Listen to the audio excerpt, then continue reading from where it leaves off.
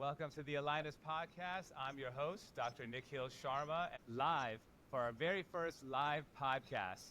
Today, we're going to be talking about how to reframe our mindset about money. And of course, we have the reframe goddess herself, Mona Patel. What's going on, girl? Who's back Hello, for a second hello. time? How are you? I'm so excited Yeah. to be here. Thank you. So, what inspires you to go on this journey of becoming a reframe expert? Well, my personal one started because I was stuck, and feeling stuck sucks. It's the worst feeling. You don't feel like you have any options. You can't quite see how to get out of whatever dark tunnel you found yourself in. And so it started, as a way for me to think about, well, when I feel this way, do I have a plan of action moving forward? Because when I'm in it, I don't. I'm kind of in my fight or flight, and I'm making the excuses, and I'm blaming everyone else, and I'm feeling my victim mindset. So when I wasn't in one, I started thinking about what's my game plan for the next time I feel stuck. And kind of having this background of engineering psychology, I create processes, I create systems. That's just the way my brain works. And so in 2013, I had the first reframe come out, and that was 3 rounds of asking what if. In 2024, I've updated it to be more about your personal growth, less about a product and how to improve the product, which is what the first one was about, and more about when you find yourself stuck, when you find yourself in a place where the solutions aren't coming, how do you go about getting a different mindset? And it started as a 9-minute method that I still teach in corporations. But I've also recently been playing with AI and how to have ChatGPT help me get unstuck. So we can talk about any of that today. All right. Yeah. Well, I love that. And, so why don't we jump into a little bit about, because money is such a, mainstay and thought of each human, as we progress through life, like money is everything, right? That's what we've been taught as a society at a young age. Like, money equals security, money equals status, Yeah. money equals control, power, all those great things that, have really been influenced upon us from the day we were born. And so, what are some subconscious beliefs that we believe in that you're aware of that has influenced you maybe in your earlier life before you got to this more awakened state? Yeah. And how do you think those beliefs influence our daily financial decisions? Sure. Well, firstly, money is not everything. I actually joke around that like money and men are in the same frequency for me, so they're definitely not everything. Abundance is Ah. everything. Abundance is everything, and money comes as a result of being in an abundant mindset. And so, my first job, I made $24,000 a year, and I was in an abundant mindset. You could not have told me that I didn't have enough money. It was my first job out of school. I was a researcher. I was happy doing research, and I knew that I would make more if I could just tap into value. How do I make sure I'm delivering the most value that I can to these clients that have trusted me? This year, I think I have, well, actually, this year's turning around, but last year was my worst year ever financially, ever. I used to spend as much money as I made last year, I used to spend on vacations during my peak. It's like embarrassing how little money I made last year, but it wasn't the right time for me to make it. I couldn't tap into the frequency of that money coming in. And I knew it. I had some things to work on. I had some things to release. I had some stories that were holding me back. I was putting too much energy and importance on money, and I could feel it. I was needing it. And needy energy is not going to get you anywhere. It doesn't get me anywhere. I shouldn't tell you. Like, it doesn't get me anywhere. And so I could feel I was craving it. I was grasping for it. I needed it in a certain amount, in a certain way. And, whatever you believe in, but for me, I do believe in energy and how energy works. I wasn't aligning to the frequency that I was meant to be in. This year I'm aligning. I'm not still quite there yet, but I can feel I'm aligning. And this is where money will flow, and I won't even know what to do with it. I can predict now. We can go back in 6 months from now and do this again. But there's a feeling you have when it clicks, and you know that you're not doing things for money, but you know the money's going to come because you're doing the right thing. And that's basically what I've learned. And anytime money is not flowing, I've learned I need to align better. And sometimes when money has been flowing too fast, I also was in a greed mindset. I'll be really honest. I wanted as much as I could for me. And I could feel that. I wasn't giving as much. I wasn't being as generous. I thought I was because I would give everyone a bonus, but really, no, it was me giving you a bonus, and the money was allowing me to do something. So it was still very selfish. Uh, And so Hmm. there's a lot of lessons that money will teach you. I think it's one of the most powerful teachers on this planet, but it's not everything. Wow, that was so well said. I'm mind blown, and you're absolutely right. And I'm big on energy as well. Everything is energy, Yeah. frequency, and vibration. And when you're trying to attract money, what I realized in my life was why, like putting myself thinking from an end, why is it that I truly desire this money? Because a lot of us don't ask that question. We say, oh, we want to be rich, we want to have all this money. But what's at the root of that? What do you Right. desire? What is that Correct. money going to bring you? For myself, it was security, right? Yeah. Growing up with a lack mindset or growing up with that scarcity of we don't know the next time we're going to eat dinner, or you may or may not be able to play sports next year because we may or may not be able to pay for it. So getting to the root of security, getting to the root of wanting to provide, right? Hmm. Wanting to have that feeling of just like self love and respect, as if like you're carrying out your role for your family. Like what is that feeling that you're searching for?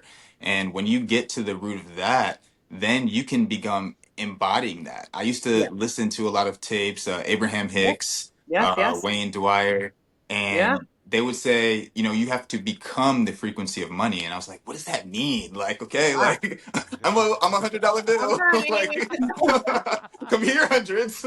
Here I am. Like, what is that? And I didn't know that it was really saying like, what is that money going to provide emotionally for you? Because if you Hmm. could figure that out, and then you could make those emotions happen right now in this moment, your Right. brain, your body, the universe is not going to know the difference between you feeling it right now and you actually feeling it with the money when you actually have it. So it's a hack. It's literally being able to feel it before it actually happens. And the Yeah. more you can do that and get into that repetition, well, why wouldn't similar situations that bring those emotions magnetize to you? Yeah. So that was a game changer for me. But that's so well said, man. Just yeah, that frequency, that frequency. It's all about frequency. I can also relate to this story. And I remember, growing up, I feel like I was taught that money equals power, money equals Yeah. status, and money equals security. And so, along the journey, becoming a doctor, I remember, part of that I know subconsciously, of course, not like the main conscious part was like, wanting to heal people and get after that and truly embrace that. And that's at core who I am. But then subconsciously, knowing getting into that position, there is money that's associated with that.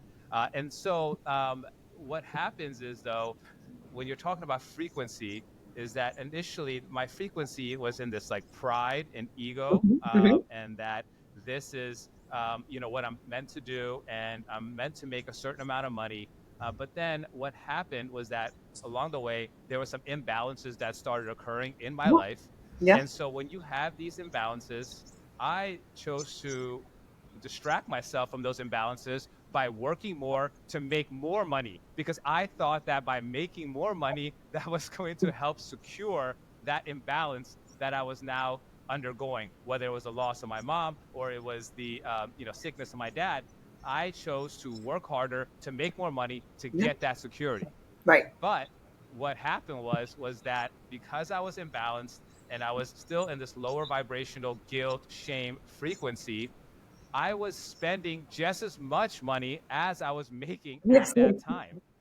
Because again, I was not appreciating the money that was coming in. I did not have the right balance and foundation that I needed, nor was I in the right frequency to appreciate this income, Mhm. this money. So I was like, let me get 100 pairs of shoes. Let me get like 10 pairs of glasses. Let me get myself into this large house. I at one point had two sports cars, so Mhm. like as you can see, um, I was starting to use money as my crutch, Yep. as a sense of security.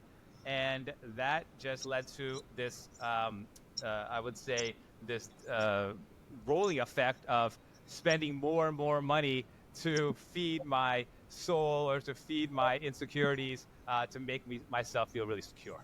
Yeah. Yeah. Yeah, And I, those are great points, Nick. Sorry. No, I just wanted to say that it's important to also just check yourself with the relationship that you have subconsciously with money. Like, as we were talking, that starts to sort of frame when you're young. So, if you're out there searching for more money, more abundance, check yourself on whether, you see somebody walking down the street with a designer bag or a nice car, and you're saying, like, as opposed to, like, aspiring to be like them, you might be like, ugh, like, just saying negative things about how they got there, or if it's somebody else's money or the networking that they did to get there, or, things like money is the root of all evil. Hmm. Um, you just really have to check yourself on things like that we're taught at such a young age, because it can cause us to become jealous and just have a negative bias towards it. And you're definitely not going to get abundance or receive that from the universe if that's the mindset and state that you're in. Amen. Well said. Well Well said. No, said. that's very well said. Yeah. Because like the thing is though our mindset is trained at a young age, and it depends on the family that you're surrounded with that helps you embody the mindset that you're going to go going forward. Either A, your mindset is going to be, well, every dollar is, means like the most, and it's like we have to save every penny, and we cannot spend, and we must have this whole bank account that's filled up with millions of dollars and never spend it. Or you're having a mindset of, money is the root of all evil. We don't deserve any money. It's, this very, like, you don't feel worthy enough to be in that mindset of money. And so all those different ways can influence the way we move forward with money. And that way, that can be really harmful is that it becomes a very competitive environment where it's very scarce, or we think that money is very scarce, and that we have to compete with other people to have that. And when we're in that competition, because life always sets us up to feel like we need to be competing against each other from a very young age, whether that's in middle school and high school with grades and SAT scores and getting into the right colleges, we have this competition that's bred for us, and that rolls over to how we view money. And so when we don't have enough of it, or we feel that we don't have enough because society deems that you need to have, by the age of 30 years old, $1 million in your bank account. And if you don't have that, you feel like some guilt or shame that's associated, or Mhm. not worthy. And when you have those feelings, then you feel envy, you feel jealousy, and these emotions will cause you to have a lot of pain. And then it'll kick in this fight or flight mode to get you into the survival. So how am I going to get that money? Am I going to lie for it? Am I going to cheat? Am I Mhm. going to steal? Am I going to harm somebody else? Because the money, has been embedded in us that if we don't have enough of it, well, then we're not going to survive. So um, it's really important to understand how we tie money and how our emotions are tied to money, and this whole like scarcity mindset and competition where it's driving us to trample over each other, to get to the top. When you sit back and recognize and get yourself into an abundant mindset that there's more than enough money out there, you'll realize that collaborations are the way for us to continue to grow and bring in more money.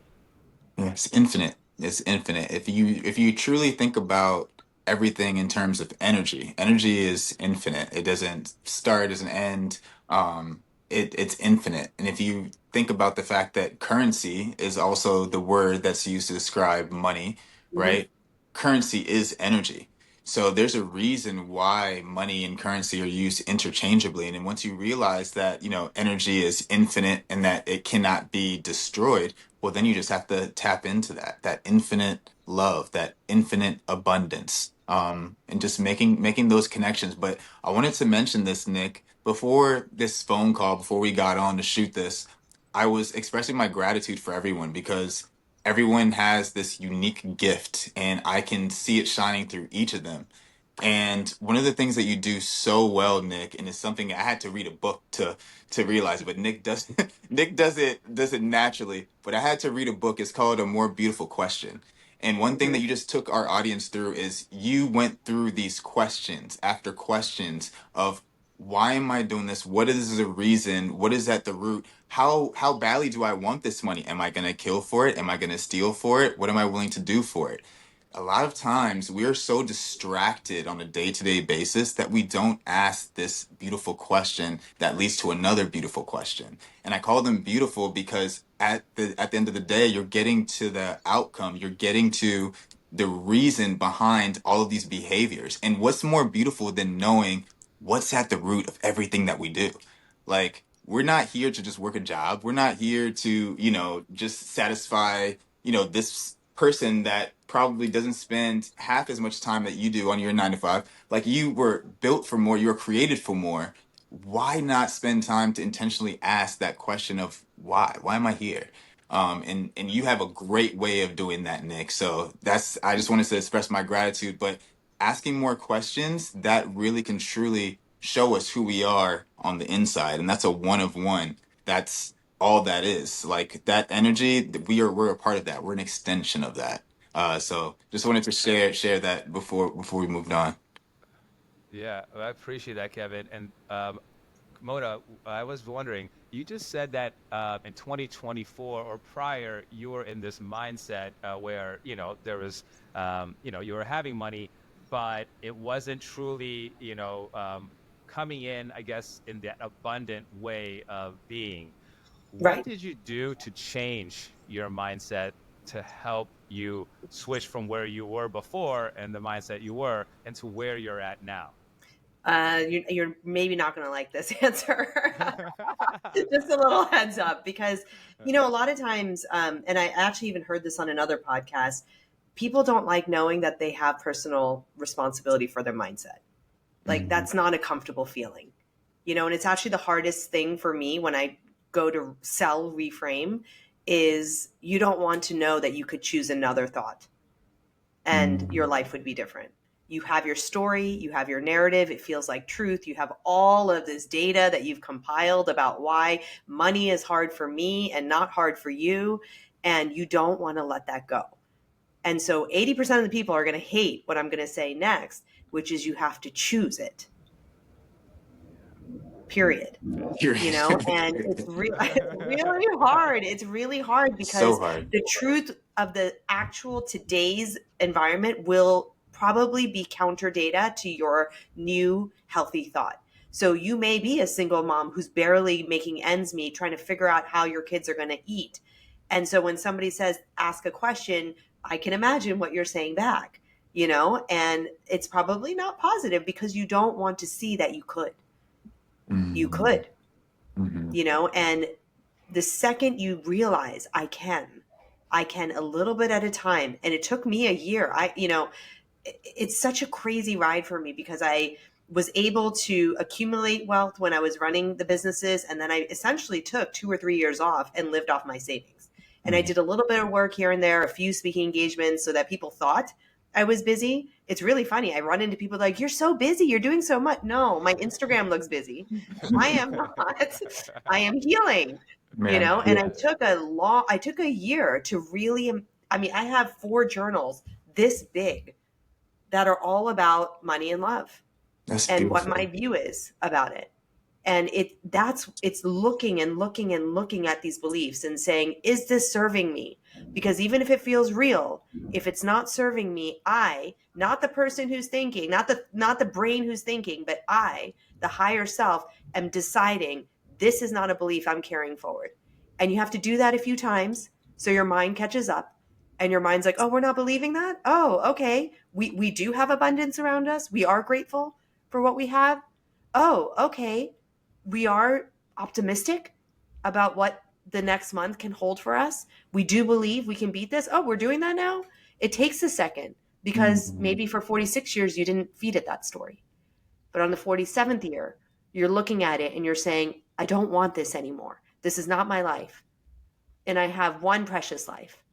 And I get to choose what I believe. And if I believe that I am made for abundance, that abundance loves me, that money loves me, that money wants to be with me, that money knows I'm going to take care of it, Mhm. that I will share it with the right people, that I will give it to the right people, that I will respect it, then money is going to come to you. Facts.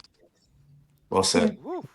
Man, Bars. that got me Bars. goosebumps, Yeah. man. I just Yeah. these high vibrational combos, man. These are just a pleasure to be around. It certainly motivates you, and I hope those that are listening out there have taken away something from this, that you do get to choose what you believe in.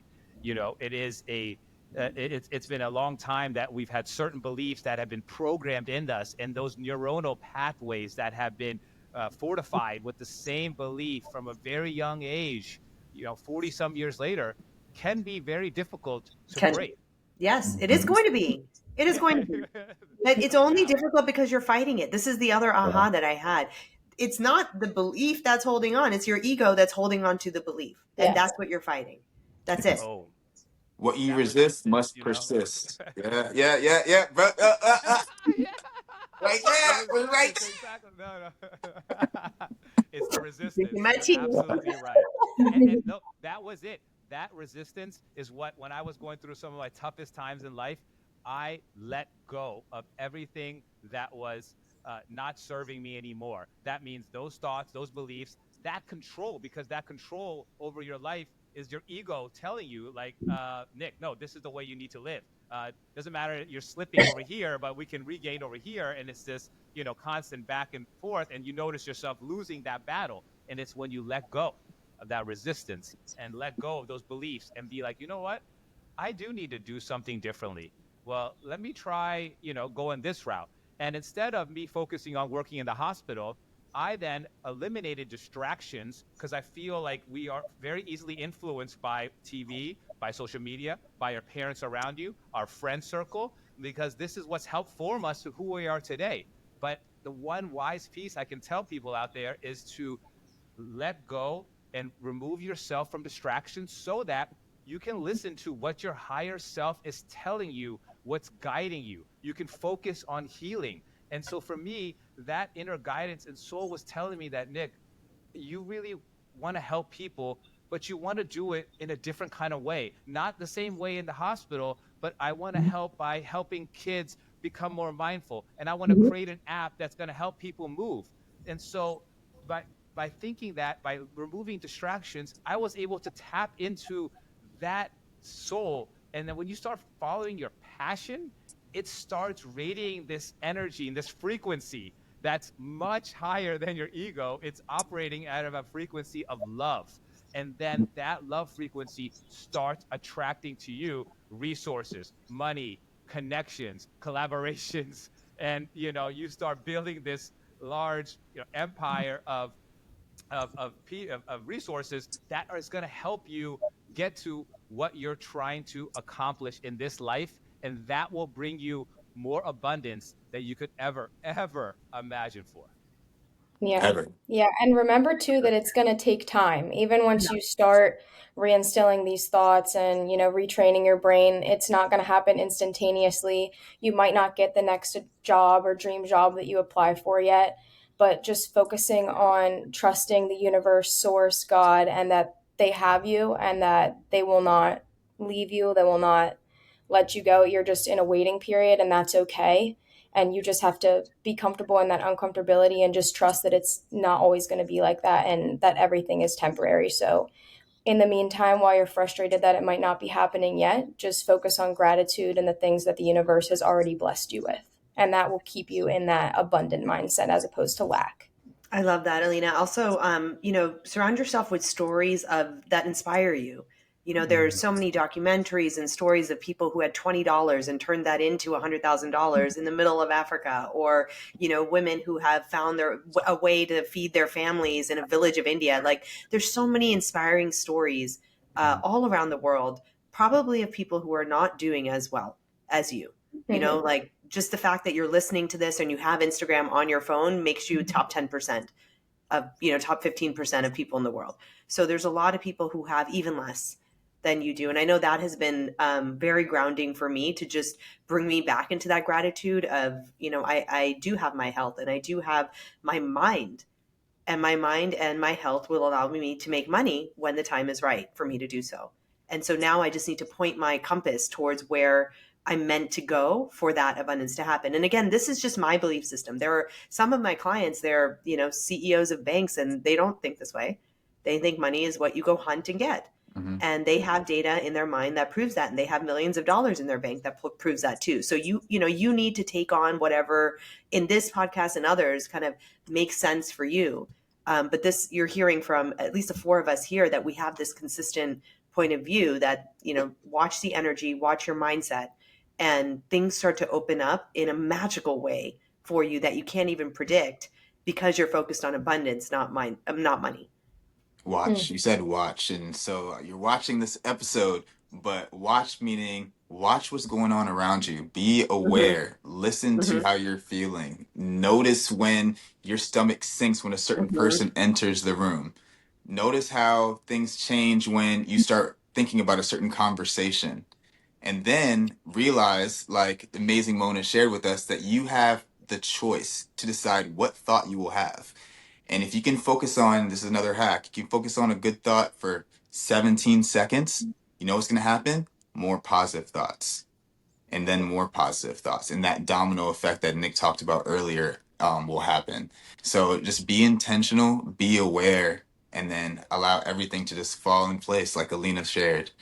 Oh, that was a bar. And just to tie this up, Nick, to answer your question, money started flowing again for me when I said thank you to all the money going out. And I Mm. remember I got like a $7 check from like, I forgot, ThreadUp or something where I like donated all my clothes, and they, and I treated it like 70,000. I was like, Wow. wow, this is amazing. I love this. It was a $7 check. I deposited it as if it was 70,000. I treated it like it was 70,000. And I don't know why. I can't, maybe you all will know. I don't know why, but that opened the tap for me. And then from there, it slowly grew. It slowly grew. And now, I'm kind of back charging what I used to charge, working with the kinds of clients I used to work with. And that happened November of last year. Wow. And we're in February. One Yeah, half no, day. I One. think Go ahead. Go ahead.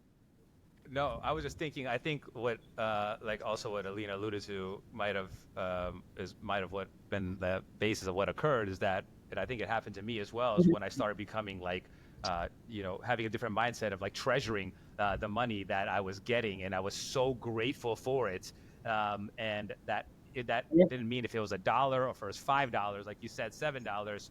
When you $7. start creating this positive, thankful, grateful energy around money, it starts coming to you in waves. And I've noticed that myself as well.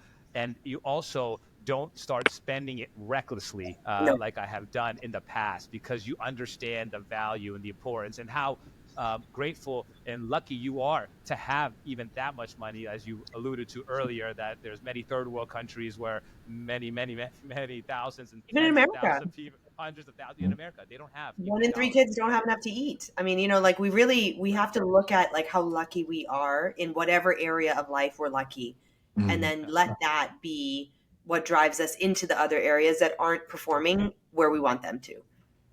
Well, I was going to mention earlier, that was another hack, and it's similar to yours, Mona, and when I did this, everything changed. Right now, of course, a lot of people, not just me, a lot of people have to deal with paying child support, and mine is a pretty high figure. And one day I was like, you know what? Like, I am so grateful that I have the money to pay the child support because, Yeah. like, man, a couple years ago, I wouldn't be able to say the same thing, right? And when I had that mindset shift, I feel like everything changed because when you're thinking like, woe is me, you're in a victim mindset. And so you're thinking that Right. everything is against you instead of for you. So begin thinking about how blessed you are to even be in the situation or to have a situation. Guess what? You have to have a pulse to even have a situation. You're alive. Let's start there. You're alive. You have a pulse, Yeah. right? So just Yeah. reframing how we think about things and everything will flow in. Right. I love it. All right. As we're getting to the end of this podcast, are there any questions out there right now that our audience has for us? Um, if not, okay. Yeah. All right. So I How believe do I there's those reframe two. my mind? Oh, go ahead. Yeah. How do I reframe my mindset when I grew up in a family where financial struggle was normal? So when I grew up in a family where financial struggle was normal is a story. Mm-hmm. That's your narrative, right? And so because of that, you're justifying your mindset being a certain way when if you can break that and say, I choose my mindset. Doesn't matter what family I came from, doesn't matter what they believe. I choose to believe that money is a currency, and I focus on the currency. This is what we were talking about, where it's like, it kind of stings and I hate doing it, but it's like the best thing I can do for you is tell you this, that the stories that are attached to your mindset are made up by your mind. Your mind can only process in the past, it can only process what keeps you safe. Like that's what its goal is. It doesn't take you into a new mindset where anything is possible. That's your soul, that's your heart, that's your gut, right? So you could ideally reframe your mindset to money is available and then help people who grew up in families that have financial struggles as their default. That might be where you're going as your why, but it's not the reason why you can't do something now or why you can't choose to shift now. It is going to be hard because those patterns are in your mind. So Mm-hmm. surround yourself with people who don't have those patterns. Remember, your mindset's going to That's good. shift with the 5 people you spend the most time with. So less time, I'm sorry, with the family that continues to tell you the stories, or at least less listening. You can hear them, don't listen, right? And Yeah. instead, 5 people who have made it out of the same kind of family, out of the same kind of background. Kevin is one, right? Mm-hmm. Like listen to everything he says, read everything he writes, and that will start to shift because you'll start aligning, your mind will start aligning more to these are our people. This is how we believe, this is what we think, this is how we breathe, this is what we value. And so, kind of moving away from the story being the reason why the mindset exists, deciding what your mindset is, and then fueling that mindset with an environment that allows it to bloom. I love that, Mona. And I think that's the one thing a lot of us suffer from is these generational patterns and thoughts that have been passed down to us by our moms, our dads, our siblings about how money needs to be viewed. And oftentimes it has put people in a very, in a struggling type of situation. And then if you're around that all the time, you are who you surround yourself with, and so it's important for us to sometimes, like you said, maybe listen but not absorb the Right. information that is coming towards you from your family, from social media, from TV. It's really important we learn a little bit about how to observe and not absorb, and that takes some time and practice and reframing. There's a great course on Insight Timer Mm-hmm. around your money mindset that we can probably link a little bit later. I can send that to you, Nick. That one really helped me. The other thing is like maybe once a week, I will write down all the thoughts that are running around in my head on the left side of my journal, and on the right side, what I want to believe. Maybe I'm still not there yet. Maybe I can't believe it yet, but it's what I want to. It's what I'm working toward. And just that practice helps me feel like I'm in control of my thoughts, that at least I'm moving in a direction that's better for me. And Nick, you Yeah. mentioned absorption and absorbing. If you wanted to be take it a little step further, be a little obsessed, think about the things that you're watching and think about the things that you're hearing. So you absorb energy through what you're watching and hearing every single day, and that points to your environment as well. If you're seeing poverty around you on a daily basis, that is further reinforcing the negative thoughts that are holding you captive, right?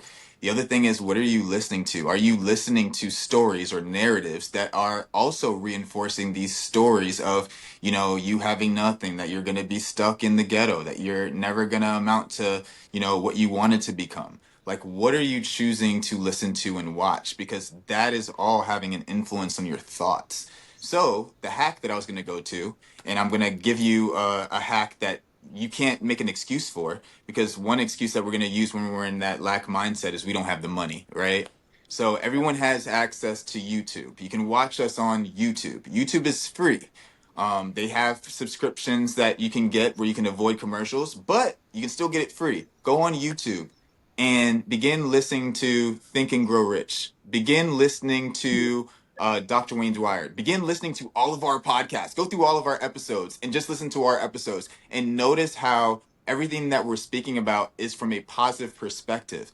and begin looking at, becoming aware of your conversations on a daily basis with people and whether or not they're coming from a positive perspective. Just be more aware. Mhm. By doing that intentionally on a consistent basis, you will begin to change your mindset. So again, don't get in your own way. Don't self-sabotage. Don't say you don't have enough money. We just gave you the blueprint. Watch all our episodes. Go onto YouTube and begin listening to that intentionally instead of allowing these outside sources that may not have your best interest in mind or your desires in mind. Stop allowing them in. Let's be intentional and go within, and that way we can truly create our lives. Malcolm, was there another one last question? I struggle with saving because every time I have extra money, I feel like I need to spend it before something bad happens. Is this a scarcity mindset or just my reality? You sound Who like wants a to go? poet. No, it's beautifully written. Very I guess, beautifully I mean, written. my thought is it depends on how you feel about it. You know, if it's making you feel good to have that extra money being used to treat yourself well, like, you know, I just got my nails done, you know, that's like a little treat for me. Yeah. It makes me feel like I'm ready for tomorrow's important meeting, you know, like it's something that I used to do. And so that to me doesn't feel scarce. If I feel like I need to use it before I die, you know, or I'm not going to have it anymore, or there's something about this money that's going to disappear, evaporate, leave me, you know, I need to chase it, I need to hold it, I need to grasp it, then that would be something that I would say is not abundant.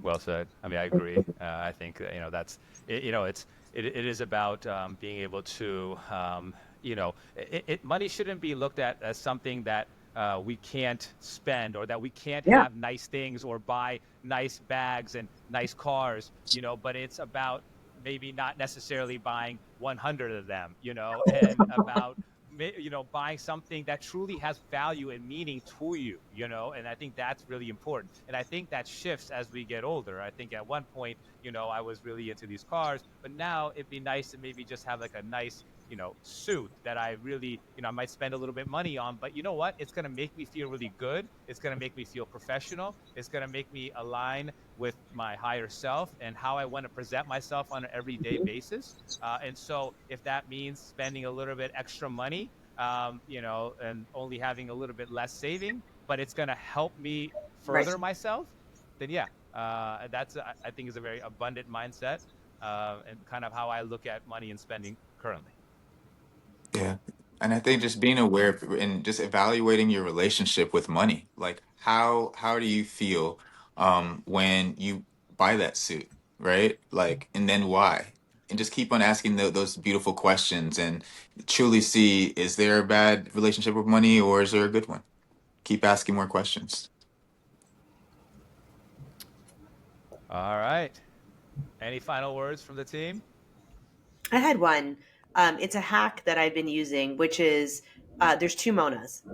You know, there's the one that 2024 and before, and then there's a new one in 2025 that I'm deciding what she does and how she thinks and what she likes, and I'm reevaluating everything. So I offer that because it's been so helpful to me. You know, we often wait for a day zero for some catastrophe to happen for us to have to relook at our life, but like you can choose it, and you know, you can decide that like this is my second mountain.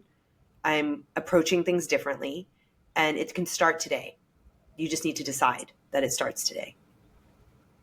Wow, I love that, Mona. I did also just want to recommend the book You Are a Badass by Jen Sincero. Changed my life. I love Great all her book. books. Great book. But yeah, that's a great place to just get started if you know you're not sure where to, you know, go with reframing your mindset on money. So I do recommend that book. But this was a great conversation, guys. I love this. Yes. Agreed. Amazing. Mona, you are truly a gem. And if Thanks. anyone has a chance to listen to her, if you want to follow her, our Instagram is at Reframe with Mona. Reframe with Mona. Yep. Yeah, She's everything. got a lot of great things coming up, and you know, a beautiful follow. Always doing some incredible things to help guide us as a collective to get us into a more positive mindset. So, just want to thank you again for being here today. Yes. Thank you to my co-host. Thank you for all those out there listening. And until next time, peace.